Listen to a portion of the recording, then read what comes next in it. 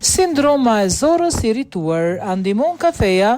Sindroma e zorës irrituar, e njohur edhe si IBS, sindroma e zorës irrituar, është një çrregullim i zakonshëm gastrointestinal, i cili bën që trakti gastrointestinal të bëhet i mbindjeshëm dhe muskujt e zorëve të tkuren.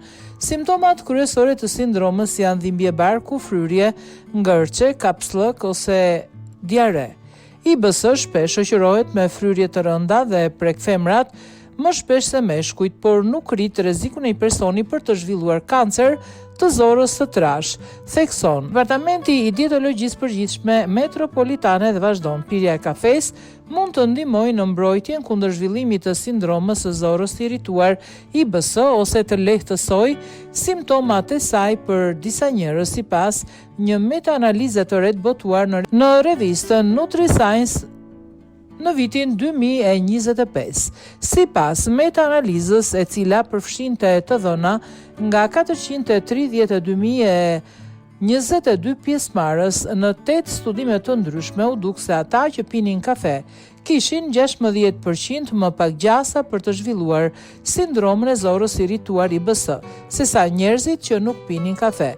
Kjo është e vërtet për njerëzit që pinë çdo sasi kafeje me intervale të rregullta. Analiza u bazua në 8 studime që plotësonin kriteret e hetuesve dhe u zgjodhën nga një grup fillestar prej 187 studimesh nga bazat e të dhënave deri në 31 mars 2025. Metaanaliza sugjeroi se mbetjet kontradiktore të studimeve të mëparshme se kafeja vepron në mënyrë të dëmshme në sindromën e zorës së irrituar mund të lidhen me kompleksitetin e kafes. Më konkretisht, kafeja përmban mbi 100 përbërës të cilët mund të ndryshojnë ndjeshëm në varësi të origjinës së tyre, mënyrës së pjekjes dhe mënyrës së përgatitjes.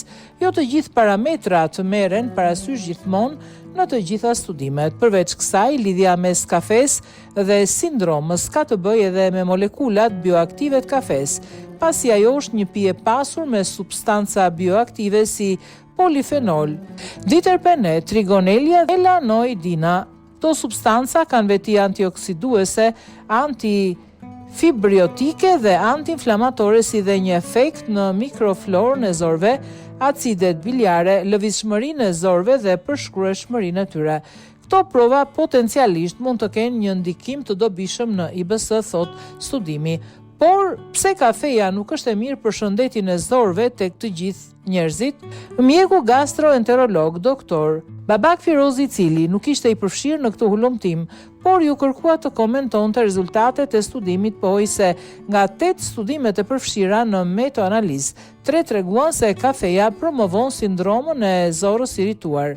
Siç tha ai, të 3 studimet ishin ndërseksionale, ku studimet ndërseksionale identifikojnë vetëm lidhjet dhe nuk mund të provojnë një lidhje shkaksore midis parametrave në shqyrtim.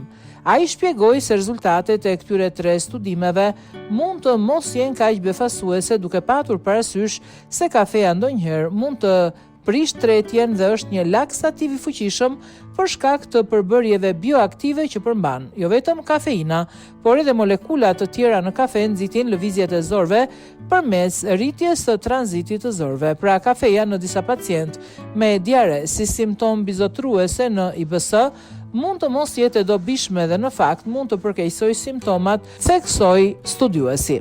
Për pacientët me sëmundje të mëlçisë yndyrore, rekomandohet të paktën një filxhan kafe në ditë, pasi kafeja redukton fibrozën në mëlçi dhe ndihmon në parandalimin e formimit të gurëve në tëmbë. Në përgjithësi, provat aktuale sugjerojnë një efekt të mundshëm mbrojtës të kafes në sindromën e zorës irrituar IBS. Ne e dim që konsumimi i kafes është i sigurt në nivelet lejueshme dhe të përcaktuara konsumi dhe mund të ketë përfitime për shëndetin e zorëve, të cilat duhet të studiohen më tej në studime të mëdha të grupit të ardhshëm, përfundoi studiuesi.